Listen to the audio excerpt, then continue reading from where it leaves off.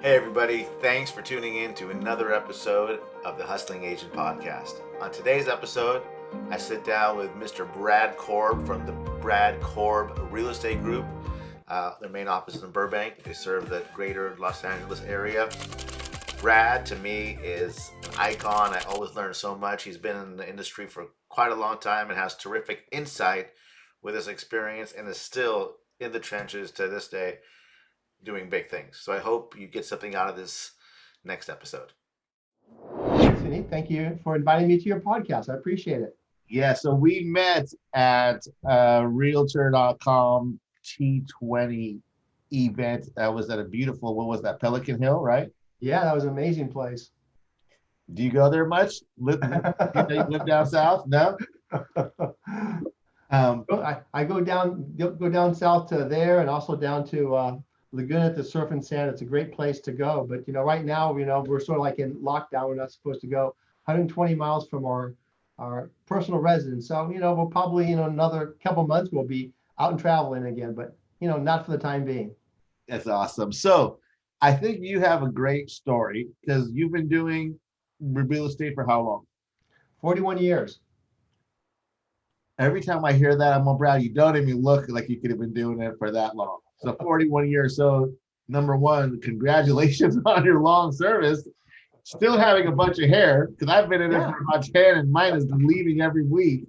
So good for you. Thank you. I think you have great insight then on the whole thing, right? Because you've seen it. Yeah. So tell me a little bit about the real estate business. How many agents do you guys have right now? Right now, we currently have 11 buyer partners on my team. So I do the majority of the listings. I enjoy going out there. My daughter's been with me over 10 years now. That's why I'm still here. Don't need to be here anymore. I tell other agents in the business, just buy real estate and just keep buying. So eventually, you buy a property every 2 years, 3 years. Don't leverage yourself, and then eventually you'll have what we call wake up money. You wake up and people hand you checks. So with myself and my brother-in-law, we've got over 11 buildings and over 80 doors out there, and all of them are free and clear except for a little 3-unit partnership with my daughter. So I just do this because I enjoy working with my daughter and I enjoy helping people. You have all those doors too down in Los Angeles? Yeah. So you're really doing this just for fun. Good for you, Brad. That's awesome. Yeah. Do it because I enjoy helping clients. So it's a lot less stressful when you don't need to come into work at all. I still work a lot of hours because I'm just so busy, but it's nice because I don't need to. I just really enjoy working with my daughter. So that's great. And then it's nice mentoring people. I mean, I'm sure in your business you mentor people too and help them grow their business. I've seen people come into the business, will help them buy real estate, buy investment properties. So it's really nice to be able to help other agents and nurture them and help them on the way to doing great things in their lives for themselves, their family, and giving back to the community. Well, we already have to schedule a second one of these because for selfish reasons, which maybe we won't take, but I need some help buying all these rental properties because you inspired me just now once again. Yes. I don't own a single rental property, so we'll have to talk. Oh yeah, I gotta help you get started. I used to. I bought a bunch in 2005 to 2007. And then in 2008, when the market went sideways, I gave them all back and I just never got them again. I've been a little hesitant. Yeah, just from me doing this for so long, I back in the I got in 79, interest rates were 12 and 7/8 and went up from there. Prime went up to 21%. So I watched too many people that were leveraged. They'd buy and buy and buy and buy. They'd refinance one, pull out money, buy something else, refinance, pull it out, and then the interest rates went up, and they couldn't cover them. So my philosophy is I could buy it, and I could afford to have it 50% vacant, and I could still afford the cash flow on it. So I looked at it differently because when I got in, there were so many people just crashing and burning around me. It's like, well, there's still real estate to be, to be bought, be kept, and own a long term. You just got to figure out how not to crash and burn with it when the market's going to cycle. I mean, I've been through 3 cycles. Well, this is sort of like the 4th cycle, but we're holding our breath because something's going to happen eventually down the road. All the forbearance are happening. It's like, but yeah. How so? Speaking of which, how's the inventory in your market? Very light. I've been fortunate. I think I've put like 6 properties, on the market in the last probably 10 to 12 days, and I've got another 6 or 7 in the pipeline. And people are really calling me. It's getting super busy for January. Usually it's a little bit later. I think I'm gonna call it the Biden effect. So people are just all of a sudden more comfortable. Say, okay, I'm ready to go now. They've got the vaccinations going. I mean, it's going to be a challenge for the vaccinations for a while. Yes. Because I think, there's 12 million people in LA County. They don't have 12 million shots for us. So, I mean, Kaiser sent me a little notice that, they've gotten 44,000 COVID vaccinations, and their population in their system is 1.5 million, and they've got 44,000 vaccinations. Like, okay, we're off like big time. So. Yes, and every time I turn on the news, what do I see? Dodger Stadium with the line of COVID vaccination. I was telling my wife, I was like, honey, we can go to Los Angeles and get it, but I guess I'm way off. Yeah, well, my parents just got it in Arkansas. They say there's no line, so maybe I'll fly to Arkansas and visit my parents and go get my shot. Really good for them, right? Yeah. So the Biden effect is confidence is increasing. Yeah, the buyers, I think, with Biden, there's more calm in the market, more stability. The buyers are coming out. I just sold one yesterday with 23 multiple bid offers, listed at appraised value, and it went over 110,000 above list price, which is crazy. All cash, no contingencies, $250,000 deposit. And then one out in the Valley Glen area, and that was over probably 45,000 over list price. It's just we still don't have enough inventory. The buyers are coming out. I call it the BC effect. We had BC we had 4.8, 4.9 last year. Now DC during COVID we're at 2.8, 2.9. So the buyers are coming out and say, hey, you know what? If I wait for more stability, interest rates go up, I can now afford 600,000. Before I could afford 475. So I'm going to buy now because I can afford to buy 6. I don't want to wait until I can only afford to buy the 4s again. So we've got more buyers coming out of the market. So instead of having just the early spring market, because it's 80 degrees here, instead of having an early spring market, we've got the spring and summer market combined in this early spring market. So, it's really challenging for the buyer's agents out there.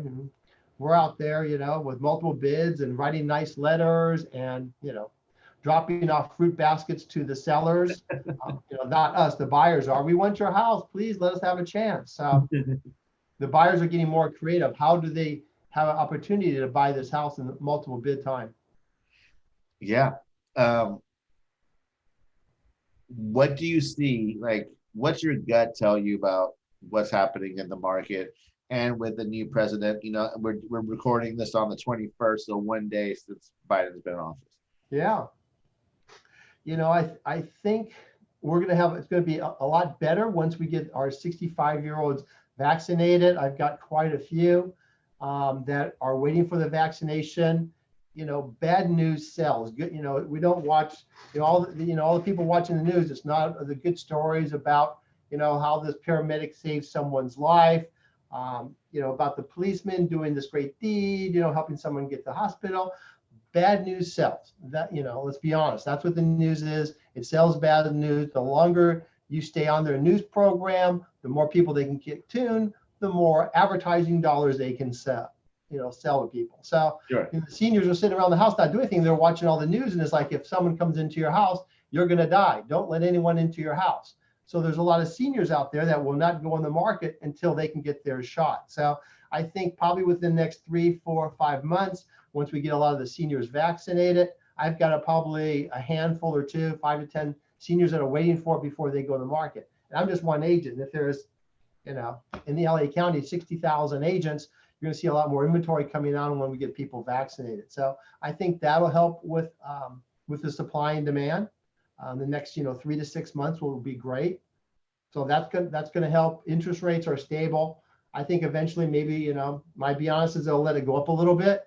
You don't need to have 2.7, 2.8. You can still have a great market at 3 to 3.25, 3.5, somewhere in that range. Probably not as high as that, but get into a threes a little bit and slow it down a little bit and get more inventory. So it's, it's a real strong market for the sellers are getting unheard of prices. I mean, it's unheard of. And Yeah, it's unheard. Buyers are getting, 30-year locked-in rates that are unheard of too. Yeah, and it makes me feel better because I've been thinking the same thing. Is I think that spring is going to be hot as more and more people get vaccinated, and as people get finally free of living in their house, I think there'll be more buyers too. Yeah, because people are going to want to spend some money. No one's been able to travel this year or go out to eat as much as I've saved a ton of money. No conferences, Brad. I mean, seriously. yeah. We're out shopping for houses. So yeah, I mean, it's totally real. Good. So how did the organization do last year? I know you guys had a great year, right? Yeah, we were up. We sold and closed 196 homes, over $130 million in production. Better than the year before. I didn't think so because we pulled it off in the last 2 months. I thought we were going to be down a little bit, but since we had substantial Novembers and December, we pulled it up. When the COVID first hit, we crashed and burned. I mean. Same. We had listings. People said, okay, that's it. I'm not selling. We had buyers that were going to buy. Nope, I'm not buying. We had escrows cancel. I had to negotiate a few people that were just freaked out. Removed all their contingencies and still decided, hey, I don't want to buy. And then had people that removed all their contingencies and were going on the QQ, the quick qualifier program, and the lenders just turned the switch off and said, nope, we're not going to give you the loan anymore. So I had to negotiate a couple of those that weren't fun. But, we had about 30, almost 37% of our escrows fall out and about the same in number of listings cancel. So it's like, okay, you've got all these escrows and it's like, okay, they're all canceling, all the listings cancel. I was like, oh, this is not good. Me too. I laid off a bunch of staff for about a month and said, oh, okay, you guys can go ahead and come on back now. Yeah, but you didn't know until people said, okay, well, at first we couldn't show houses. Then okay, you can show house with masks. So. But yeah, so we were up. The teams was they're being more productive.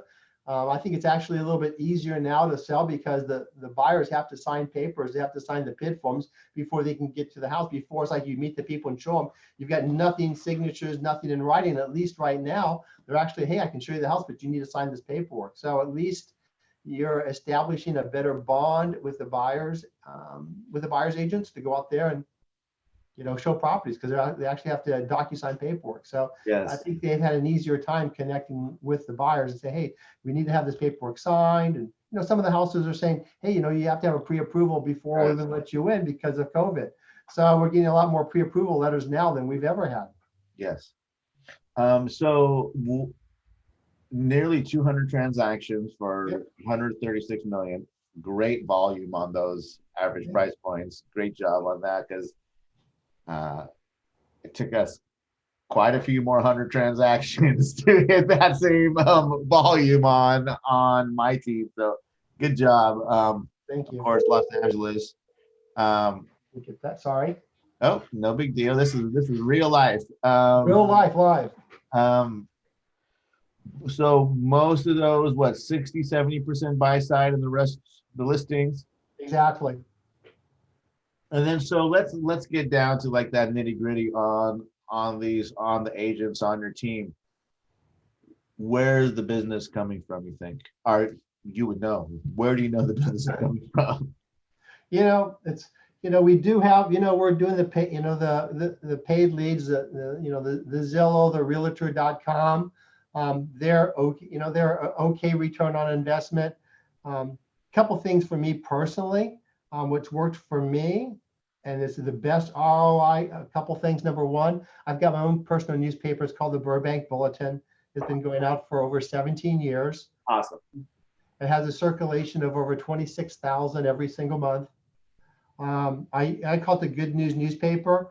Long ago, I got into it. It was being done by, started with custom homes. If you're interested, I'd have to find out who's doing it now, but they help you do it. In the very beginning, they have stuff like crossword puzzles, recipes, car clubs, golfing and stuff like that. I got the ideas like, well, it's nice to have a newspaper, but I want to make it a community-based newspaper. So I put in stuff for like nonprofits. So I got the little pamphlet from the chamber, and I reached out to all the nonprofits in town, the Burbank Temporary Aid, the Burbank Historic Society, the YMCA, Family Service. And I reached out to all the nonprofits in the city and say, hey, I'm doing this newspaper. I'm going to give you free space to reach out to anyone that owns a piece of real estate in Burbank. Are you interested? And at first they thought it was a scam because no one who's going to go and give you free space, you're going to mail out to every single homeowner, city of Burbank. Yeah. So it took a few months to go off, but now it's been going on for a long, long time. I've got articles about me and then the community in there. And I caught, when you do a just listed or a just sold card, it's got about a 3 to 5 second span before it hits a trash can. With the newspaper, people pick it up and they throw it on their coffee table and say, well, let's see what's happening in Burbank. What's happening with the schools? What's happening with the Burbank Temporary Aid? What's happening with the Red Cross? So it'll have some shelf life, and people will go and look at it, and they'll find out what's going on in the city. And I asked for support to the nonprofits. I mean, if you live in the community, you need to support the community. So I asked them, what can they do? Like Burbank Temporary Aid will need some peanut butter, or the YMCA will be doing a clothing drive or something. So I'll put it out there and say, how can we help the nonprofits get help from the city? So good stuff. yeah, so I'm getting that's probably my ROI on that's probably 4 to 5. Can be Wow. during the summertime 6 to 1. So it's a huge return. Also, I do the just sold postcards, like 1,000 around the sold. That's good too. Do you do that always? Like Yeah. religiously?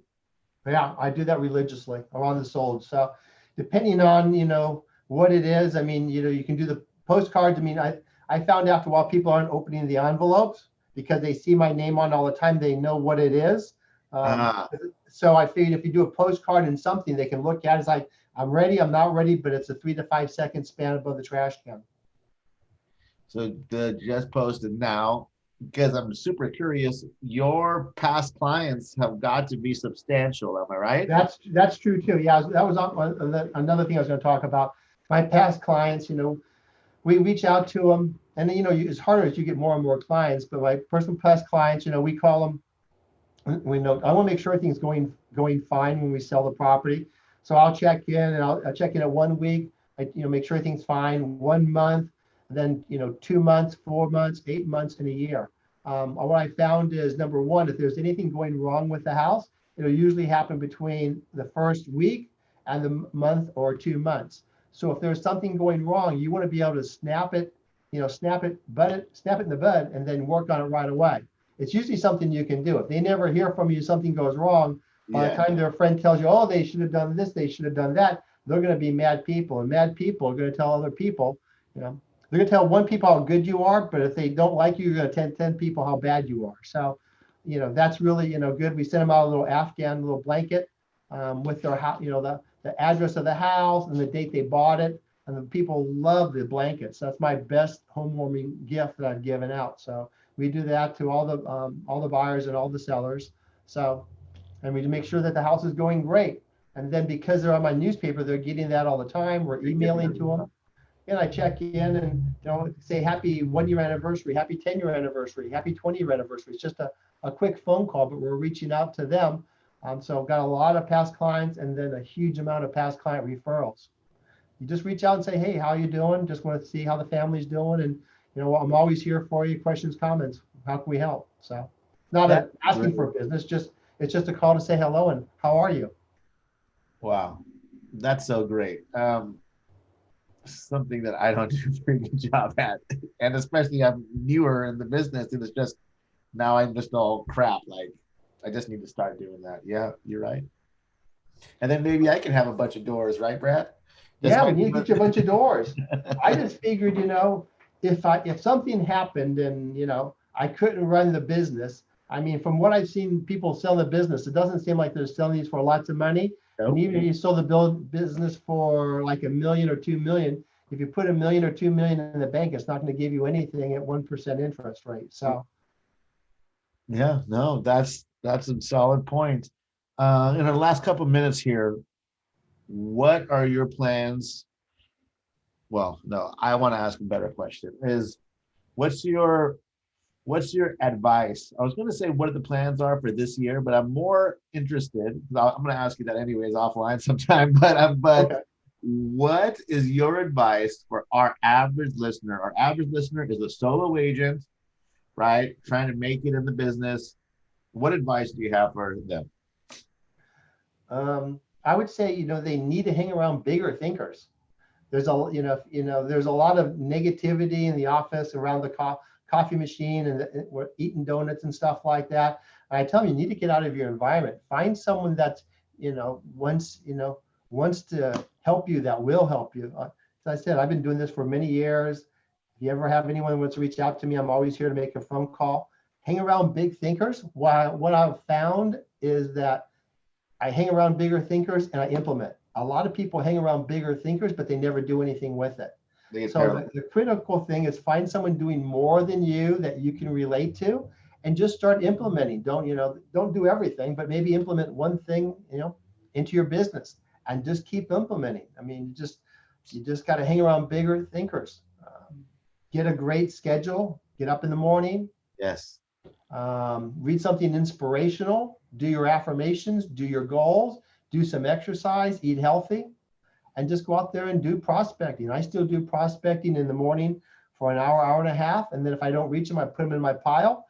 And then I reach out and I call them again in the evening between like 6 and 7. So it's just, it's all about setting up, a mastermind group with people doing more than you. It could be a small group, it could be a one-on-one. Hang out with bigger thinkers and implement. Brad, yes. Well, I feel like I'm trying to do everything that you said. I love the inspiration about the doors and the story always, and just thank you for your time, man. If people have a referral in the greater Los Angeles area, how should they reach out? It's easy. Just send me an email, brad@bradkorb.com. BRAD@Brad, BRAD, Korb, KORB.com. That's Or great. give me a call at 818-953-5300. You guys give Brad a call for Los Angeles referrals. And Brad, I'll see you soon, buddy. Thanks again. I look forward to speaking with you. Thank you so much for checking out this episode of the Hustling Agent Podcast with Brad Korb. I really hope you got something out of it. If you did, please share it with a friend, like, subscribe on YouTube, whatever platform you're listening to podcasts on, Facebook and Instagram. Check out the Hustling Agent, and we'll see you next time. Thanks.